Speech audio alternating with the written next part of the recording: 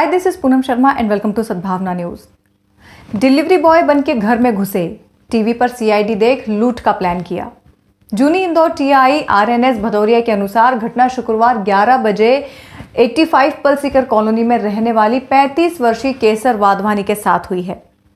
महिला और उसकी 7 साल की बेटी मानिया की सूझबूझ से पड़ोसियों ने बदमाशों को वारदात अंजाम देने से रोक लिया। पुलिस ने 2 बदमाश 18 वर्षीय गौरांश पिता प्रदीप पाटीदार निवासी 86B सेक्टर सुदामा नगर और उसके साथी 19 वर्षीय हिमांशु पिता हरीश रोहरा निवासी कामाक्षा अपार्टमेंट फूटी कोठी को गिरफ्तार किया है। केसर वाधवानी ने पुलिस को बताया कि मैं सुबह का काम निपटा कर बैठी थी। मेरे पति सचिन वाधवानी रानीपुरा स्थित अपनी कपड़े की दुकान पर चले गए थे।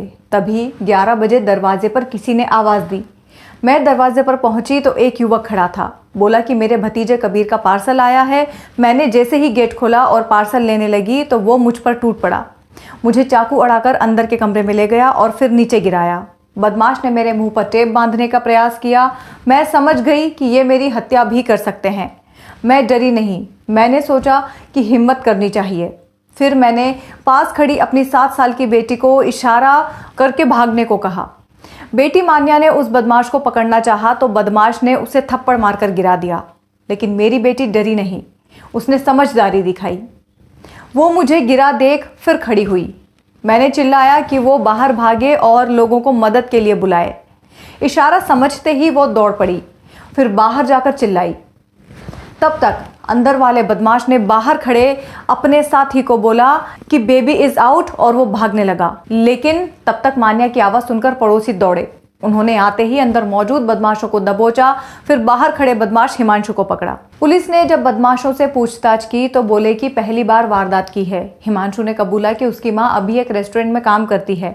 वो पहले केसर वाधवानी के यहाँ काम करती थी। वहाँ हिमांशु का भी आना जाना था, इसलिए वो वारदात के वक्त बाहर खड़ा था, क्योंकि महिला उसे पहचान सकती थी। हिमांशु को पता था कि महिला घर में अकेली रहती है। पति कपड़ा कारोबारी है, इसलिए ज्यादा माल मिलेगा। वो लॉकडाउन में परेशान था, पैसा खत्म हो चुका था। उसका साथी गौरांश मुंबई में रहता था, लेकिन लॉकडाउन के बाद से वो भी इंदौर में ही था। वो दोनों बड़ा आदमी बनने के लिए लूट की प्लानिंग करते थे, इसलिए वो रोजाना क्राइम सीरियल देखा करते थे।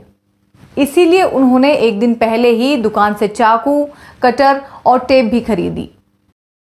Powered by Arthros Clinic, a dedicated center for arthroscopy and sports injuries.